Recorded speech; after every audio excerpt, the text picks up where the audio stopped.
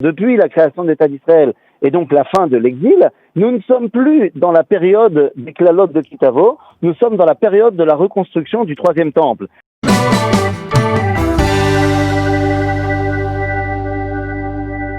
Rav Eitan Fison, est-ce que vous nous entendez ? Tout à fait, tout à fait. Alors, bon, voilà, là c'est déjà mieux. Mais on apprécie beaucoup les technologies modernes qui nous permettent de nous voir. Mais cette fois-ci, l'essentiel est tout de même de faire passer le message. Exactement. Et le message est important dans cette paracha. Alors justement, pour revenir à ma question, pourquoi cet enseignement précisément ? Mon cher Rabbeinu, justement, comme il nous a accompagnés durant 40 ans, eh bien, il connaît exactement les forces et également les faiblesses du peuple juif. Il a d'ailleurs eu un très très bon professeur en la personne, entre guillemets, de Akadosh Baruch Hu. C'est-à-dire qu'on peut dire la même chose de la fin du livre de Vayikra. Pourquoi est-ce qu'Akadosh Baruch Hu termine le livre de Vayikra avec la paracha de Bechukotai? Et là aussi, il y aura toutes les malédictions de la paracha de Bechukotai. Eh bien, c'est justement pour nous dire, voilà, je sais très bien qui vous êtes et je sais très bien que vous avez le libre arbitre. Maintenant, il faut que vous sachiez, pour que le libre arbitre soit réel, eh bien, il faut que vous sachiez au-devant de quoi vous allez. Si vous faites ce que je vous ai demandé, eh bien, je vous ai dit ce que je vous donnerai. Si vous décidez de renoncer à votre identité, eh bien, sachez qu'il y a un prix à payer. Et donc, comme ça, vous pourrez choisir en connaissance de cause. Maintenant, on peut se poser la question pourquoi les klalotes de Moshe Rabbeinu sont plus nombreuses et semblent beaucoup plus détaillées que celles d'Akadosh Baruch Hu. Eh bien, c'est dû à la petitesse, entre guillemets, évidemment, de Moshe par rapport à Dieu. C'est-à-dire que plus vous êtes grand, plus vous êtes capable de dire des choses énormes en peu de mots. Moshe a besoin de plus s'exprimer que Akadosh Baruch Hu, et donc on a plus de klalotes dans Kitavo, qui sont les paroles de Moshe. Le Talmud nous dira, les klalotes de Devarim, c'est Moshe qui les a énoncées, et après seulement, elles ont reçu un tampon de cachérisation de la part de Dieu qui a dit c'est bon, tu peux les marquer dans la Torah. Donc si vous voulez, Moshe vient nous donner la fin du contrat. Il y a eu toutes les brachot au début de la paracha de Kitavo, il y en aura d'autres d'ailleurs après dans Nitzavim, mais il faut que vous sachiez aussi quel est l'envers, le revers de la médaille. Si jamais vous décidez de partir en cacahuète, eh bien sachez qu'il y aura un prix à payer. Mais c'est tout de même assez, on va dire, c'est tout de même assez frustrant en tout cas pour les Bnei Israël, parce que même dans l'ensemble de son discours, il y a des remontrances envers le Ham Israël. Mais pourquoi aller jusqu'au bout de ces klalotes, de mentionner des événements que malheureusement le peuple juif a vécu dans son histoire, dans son histoire difficile? Pourquoi les mentionner à cet instant précis? Pourquoi donner ce sentiment jusqu'à la fin? Alors, d'abord, on n'est pas encore vraiment à la fin. C'est-à-dire qu'aujourd'hui en mode Kitavo, s'ouvre le dernier jour de la vie de Moshe. C'est-à-dire que ce discours qui commence aujourd'hui va se prolonger dans la paracha de Nitzavim, de Vayeler, de Hazino et de Zot HaBeracha. Et c'est très important de le comprendre parce que justement, ce n'est pas la fin, c'est le début du dernier enseignement. On voit bien que Moshe n'a pas envie de terminer avec des klalotes. Il va commencer son dernier discours avec des klalotes, mais il continuera dans Hazino en rappelant que la Teshuvah est la base du peuple juif, que donc, même si jamais on a fauté, eh bien, nous avons toujours la possibilité de revenir sans aucun problème. Il va nous rappeler l'alliance indéfectible que Dieu a avec nous malgré les fautes. Et donc, je dirais que c'est très important qu'il commence par ces malédictions qui admettent l'idée qu'on ait pu fauter. Parce que chez les chrétiens, si on faute, c'est terminé. Le lien est rompu et il n'y a plus d'attachement à Dieu. Au contraire, ici Moshe vient dire, ok, il est possible que vous fautiez, et si vous fautez, vous allez vous prendre énormément de choses sur la tête. Mais sachez que malgré la faute, et voilà, l'alliance est éternelle, et ce n'est pas parce que vous avez fauté que vous n'êtes plus mon peuple et que vous ne pouvez plus revenir vers moi. Alors, il y a justement, vous le disiez au début, il y a également, au début de la paracha, il y a ce lien, cet avad bikurim, cette présentation des bikurim, des prémices, une cérémonie tout à fait exceptionnelle et qui marque aussi le lien entre le peuple juif et la terre d'Israël. C'est également dans la paracha, c'est au début de cette paracha. Pourquoi aussi cette cérémonie très forte en symbole est mentionnée ici? Alors, juste avant de parler des bikurim, une dernière phrase pour que ce soit bien clair pour tout le monde. Oui. Le Talmud, dans le traité de Megillah, va nous dire quand même que les prophéties de bonheur sont obligées de se réaliser, mais les prophéties de malheur, les malédictions, ne sont pas obligées de se réaliser. Et comme vous l'avez rappelé, il y en a certaines qu'on a déjà vécues malheureusement à Albessareno, mais ce n'est pas une nécessité de l'histoire que de se prendre des malédictions, c'est une éventualité de l'histoire. Alors, par rapport à votre question sur les Bikurim, alors effectivement, vous dites que c'est une cérémonie extraordinaire, et j'entends ici les 2000 ans où on n'a pas amené de Bikurim. C'est ça qui nous fait penser que les Bikurim, c'est une situation extraordinaire. Et je vais justement expliquer que c'est l'inverse, et c'est l'ordinaire des Bikurim qui les rend extraordinaires. Qu'est-ce que je veux dire par là? Il n'y a pas de jour particulier pour emmener les Bikurim. La mitzvah de Bikurim est une mitzvah unique en son genre, puisqu'elle peut être réalisée durant 7 mois. C'est-à-dire, entre le lendemain de Shavuot et jusqu'à Hanouka, eh bien, on peut amener les Bikurim au Beth Amikdash, quand on veut. C'est-à-dire qu'effectivement, la Mishnah nous enseigne que les gens s'organisaient pour venir ensemble, pour avoir plus de poids. Mais ce n'est pas du tout une obligation de la halakha. Tu peux venir quand tu veux avec tes fruits, entre Shavuot et Hanouka, ce qui fait de la mitzvah des Bikurim une mitzvah tout à fait ordinaire, puisqu'il est très possible que, je sais pas moi, pendant 3 semaines, eh bien, tous les jours, il y a des gens qui amènent des Bikurim. C'est du domaine du quotidien, et c'est ça qui la rend extraordinaire. Parce que c'est une mitzvah, en fait, c'est quoi les Bikurim? C'est de dire que les prémices, c'est-à-dire les premiers fruits, c'est-à-dire le début de la récolte, eh bien, je comprends qu'elle est liée au Kodesh. Je l'amène au Beth Amikdash. Elle va servir donc d'archétype à toute ma récolte, si vous voulez. Donc, en d'autres termes, le début de ma récolte va dire tout ce qui va pousser en Eretz Israël, et je vous rappelle qu'on est dans une société agricole où 95% des gens sont agriculteurs, donc en d'autres termes, c'est comme si aujourd'hui vous me disiez, eh bien, mon premier programme informatique que j'ai fait dans ma start-up, je l'emmène au Beth Amikdash. C'est-à-dire, tous les domaines de la vie, eh bien, sont sanctifiés au Beth Amikdash. Qu'est-ce que ça veut dire? Eh bien, ça veut dire que le Kodesh est partout.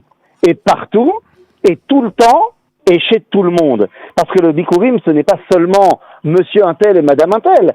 C'est chacun d'entre nous qui possède son champ, son arbre, et ainsi de suite. C'est tout le temps, comme on a dit, Rov Hashana, c'est 7 mois pour les Bikurim, donc c'est Rov Hashana, Kekol Hashana, donc c'est tout le temps, et c'est partout. Car les Bikurim ne sont pas à un endroit donné, mais dans chaque parcelle de terre d'Eretz Israël, eh bien, vous avez cette relation à la Kedusha. En d'autres termes, la mitzvah des Bikurim, c'est la mitzvah qui montre que l'attachement à Dieu, comme on disait tout à l'heure, que l'attachement à Dieu est perpétuel et à tous les endroits et avec tout le monde. J'irai même plus loin. Oui, non, juste une dernière phrase. Oui. J'irai même plus loin en disant que le Midrash Tanchuma, dans la paracha de Kitavo, nous dira même que Moshe Rabbeinu, lorsqu'il a vu Benevoa, Beruach HaKodesh, que viendra un jour où le Beth Amikdash sera détruit et qu'on ne pourra plus y amener les Bikurim. C'est-à-dire qu'il aurait pu parler d'autre chose, mais non, il a parlé des Bikurim. Alors il a vu que ce lien permanent avec tout le monde et tout le temps, et partout, d'Ebné Israël et Akadosh Baruch Hu risquait d'être détérioré. À ce moment-là, nous dit le Midrash Tanchuma, Moshe a décrété qu'il y aurait 3 tfilotes par jour. Non, ce n'est pas Abraham, Yitzhak et Jacob, ce n'est pas à cause des korbanot, c'est parce que Moshe a vu qu'il n'y aurait plus de Bikurim. Il a dit, alors très bien, 3 fois par jour, pour que le lien soit tout le temps permanent avec tout le monde, eh bien on priera pour se rattacher à Dieu. Alors, est-ce qu'il y a un lien entre ce dont on vient de parler, la Bata Bikurim, ses prémices, ce lien avec la terre d'Israël, et justement les klalotes? Est-ce que finalement, si on a du mal, si on oublie le lien qui nous lie à la terre d'Israël, ce cadeau que le Kadosh Baruch Hu nous a fait avec la terre d'Israël, eh bien, finalement, on se retrouve embourbé dans les klalotes que la paracha nous réserve? Évidemment, il n'y a pas de plus grande tristesse et de plus grand Chilul Hashem que l'exil. L'exil est le plus grand Chilul Hashem qui soit. De ce fait, évidemment que le peuple juif en terre d'Israël, lorsqu'il est au Beth Amikdash, eh bien, comme son nom l'indique, ou Mekadesh Shem Shamaim. En d'autres termes, quand tu amènes tes Bikurim, que tu es conscient pleinement de ton lien avec Akadosh Baruch Hu, alors il y a Kiddush Baolam. Lorsque tu pars en exil, eh bien, la plus grande réalisation, si je puis dire, de l'exil, c'est l'absence de Kedusha, du moins palpable, dans le monde. Donc évidemment qu'il y a un lien. La Torah préfère commencer par les Bikurim en disant qu'est-ce qui est bien, comment est-ce qu'on devrait avoir notre lien avec Dieu, et si jamais on ne fait pas ce qu'il faut, alors il y aura l'exil avec cette terrible malédiction qui est d'avoir un Chilul Hashem sans aucune commune mesure. Et peut-être la malédiction la plus difficile de l'exil, c'est Natan lecha Hashem lev ragaz, c'est-à-dire que tu auras un lev chalash, tu seras, comme on dit en hébreu, chalashlouch, tu n'auras pas de force de caractère, et c'est un petit peu le cas du peuple juif en exil pendant ces 2000 dernières années, où effectivement, eh bien, on a été ballotté au gré des persécutions, et on peut dire que, à part à l'intérieur de nos chaumières où on se renforçait les uns les autres, eh bien, le peuple d'Israël n'avait pas véritablement une identité forte. Et peut-être que c'est là la directive de Moshe à la fin de la paracha. Lorsque Moshe termine les klalotes, revient dans une version un petit peu plus positive, il nous dit quand même, mais faites bien attention, ne pensez pas que votre situation actuelle, du désert, eh bien, est une situation idéale, puisque Velo natan lachem Hashem lev ladat ve'einaim lirot ve'oznaim lishmoa ad hayom hazeh. C'est-à-dire, jusqu'à présent, vous n'aviez pas véritablement le cœur qu'il fallait pour bien comprendre et pour bien vous attacher à Dieu. Le Meshech Chochma ira plus loin en disant, mais pourquoi jusqu'à aujourd'hui? Comme si demain ça ira mieux. Il nous dit oui, car aujourd'hui je vais mourir. C'est le dernier jour de ma vie. Et jusqu'à aujourd'hui, vous vous attachiez à moi et vous aviez du mal à vous attacher à Dieu. Demain, vous verrez que je ne suis qu'un être humain, peut-être plus fort que vous, mais un être humain quand même. Mais vous verrez que si moi j'ai réussi, vous pourrez réussir également. Et ce sera à vous maintenant de mettre votre cœur en grand pour vous attacher à Dieu. Alors, pour nous ramener ici dans notre période, vous connaissez certainement cette idée qui consiste à dire que nous sommes en 5780 et que nous sommes dans le 6e millénaire, à la fin, c'est-à-dire que la paracha de Kitavo, d'une certaine manière, elle est avec ses malédictions, elle marque les malédictions que le peuple juif a vécues pendant la Shoah. Vous êtes vous-même guide en Pologne et vous connaissez très bien ce terrible dossier. Aujourd'hui, on peut penser qu'avec la reconstruction de l'État d'Israël, on est effectivement en train d'enclencher le dernier quart, on va dire, de ce millénaire qui nous conduit vers la Géoula. Je vais vous dire, comme je l'ai dit plus ou moins vite fait tout à l'heure, les klalotes de Sefer Vayikra, nous disent nos sages, elles sont les klalotes qui vont se passer à l'époque de la destruction du premier temple.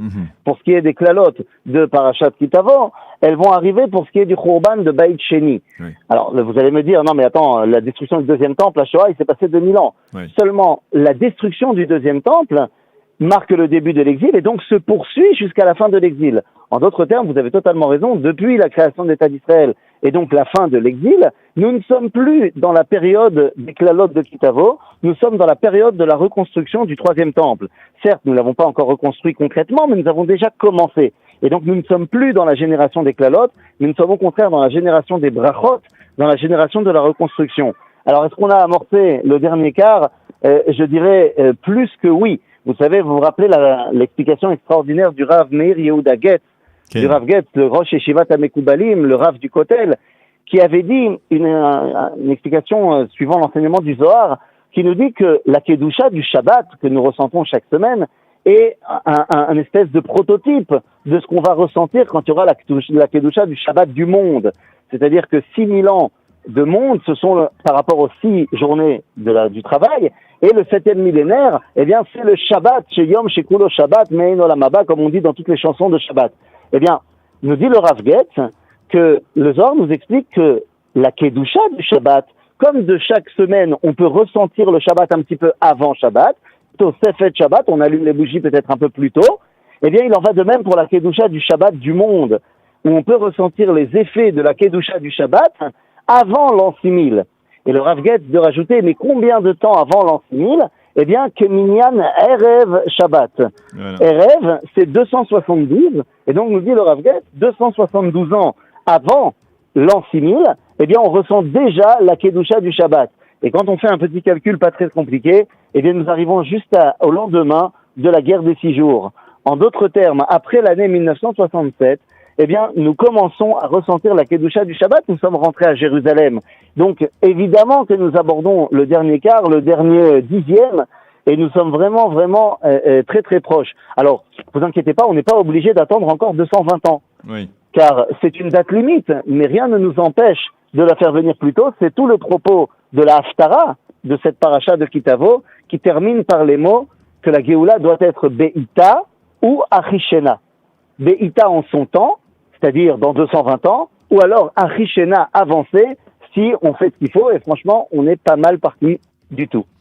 Eh bien, merci beaucoup, Rav Eitan Fison, d'avoir été avec nous ce matin, de nous avoir livré cet enseignement qui relie parfaitement, on va dire, l'histoire du peuple juif sur ces 6000 ans, le discours de Moshe Rabbeinu, son message à la fois difficile, mais aussi plein d'espoir. Merci beaucoup d'avoir été avec nous ce matin. Shabbat Shalom et à bientôt. Shalom. Et bon anniversaire, puisque c'est votre Shabbat Bar Mitzvah. Merci beaucoup.